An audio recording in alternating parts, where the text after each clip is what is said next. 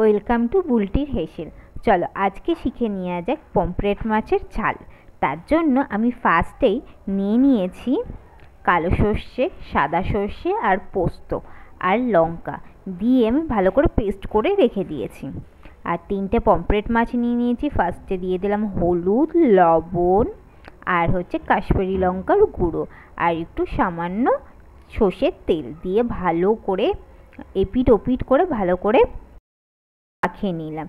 তারপরে গরম তেলের মধ্যে ফ্রাই করতে আমি কিন্তু দিয়ে দিলাম। মাছটা ভাজা হয়ে গেছে। আমি কিন্তু রান্নাটা সর্ষের তেলে করছি। ফার্স্টে কালো জিরে ফোড়ন দিয়ে দিলাম, তারপরে পেস্টটা কিন্তু আমি দিয়ে দিলাম। দিয়ে ভালো করে নাড়িয়ে নিয়ে আমি কিন্তু জল দিয়ে দিয়েছি। দিয়ে তারপরে দিয়ে দিলাম লবণ আর হলুদ দিয়ে আবার 1 মিনিট মতো নাড়িয়ে 3টে কাঁচা লঙ্কা দিয়ে দিলাম। দিয়ে দেওয়ার পরে হালকা গ্রেভিনেস চলে আসার পরে কিন্তু আমি মাছটা এক এক করে ছেড়ে দিলাম।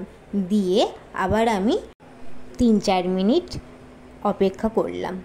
তারপরে যখন দেখলাম ভালো মতন করে ফুটে উঠেছে, তারপরে ধনেপাতা কুচি দিয়ে আমি 1 মিনিট মতন রেখে আমি নামিয়ে নিলাম।